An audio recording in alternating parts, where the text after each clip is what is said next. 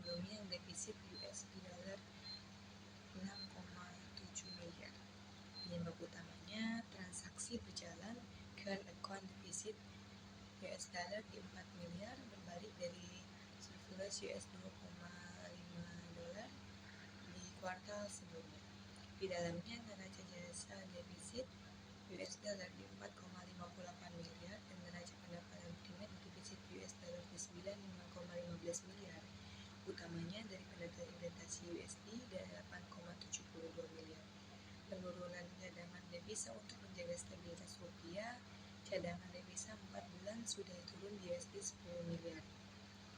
Posisi akhir Desember 2025 masih di angka 156 miliar, tapi Juli 2026 sudah turun ke 344 miliar. Pengaruh ke nilai tukar rupiah, logikanya defisit NPI pemerintah pause, penawaran pause dan tekanan depresiasi defisit transaksi berjalan. Plus defisit NPI membuat pelaku pasar cemas terhadap fundamental ini. Jadi salah satu faktor rupiahnya tembus di angka 17,900 US dollar.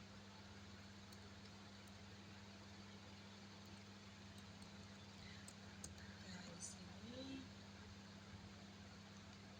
pengaruh ke nilai tukarnya ini sudah ya. Data BI di Januari 2026 rupiah bergerak di kisaran 16,67 sampai 16,884 US dollar. Upaya penahanan di Bank Indonesia melakukan triple intervention di pasar spot di NDV dan SBN serta menjaga Bank Indonesia di rate 4,75%. Untuk menarik aliran modal di akhir Desember 2025 masih ada beli nota asing di 2,43 triliun, tapi di Januari 2026 terjadi dual neto di 12,55 triliun. Kesimpulan, struktur NPI saat ini rawan karena defisit inti transaksi berjalan dan pendapatan primer untuk memberikan tekanan depresiasi ke rupiah. Namun, Bank Indonesia optimis NPI di 2026 tetap berdaya tahan, ditopang surplus neraca perdagangan dan aliran modal masuk. Proyek Bank Indonesia di rupiah 2026 di kisaran 16 sampai 16.500 di US dollar.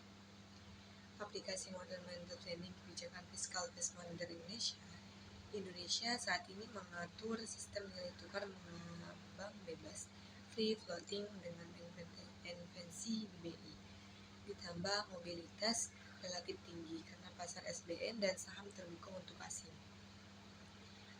Asumsi dasar modal planning dengan mobilitas modal sempurna. Di sini ada sistem nilai tukar bagaimana mengembang dan tetap, kebijakan yang efektif membahas kebijakan moneter serta kebijakan fiskal. Analisis untuk Indonesia, dengan ini nilai tukar mengambang plus mobilitas modal tinggi. Kebijakan moneter lebih efektif untuk menjaga stabilitas saat gejolak global. Alasannya, jika di Bank Indonesia mengatakan kebijakan moneter, yaitu naikin suku bunga Bank Indonesia di rate, efeknya imbal hasil domestik naik, menarik capital flow atau permintaan rupiah naik, menahan depresiasi rupiah. Ini persis yang dilakukan BI sekarang. Fokus stabilitas nilai tukar lewat suku bunga.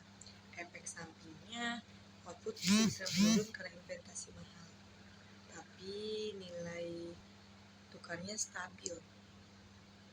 Jika pemerintah ekspensif dengan kebijakan fiskal, itu belanja naik dan defisit, efeknya output dan suku bunga naik karena mobilitas mobil tinggi. Suku bunga yang naik akan menarik modal masuk. Aliran modal masuk pemerintah, rupiah naik dan rupiah mengapresiasi.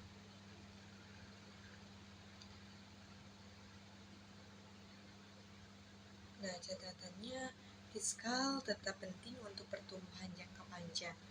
Misal, hilirisasi dan substitusi impor energi untuk perbaiki transaksi berjalan, tapi untuk stabilitas jangka pendek dari guncangan eksternal dan moneter unggul di rejim moneter. Baik, Sekian penjelasan dari saya tentang struktur neraca pembayaran Indonesia dan tentang kebijakan fiskal dan kebijakan moneter.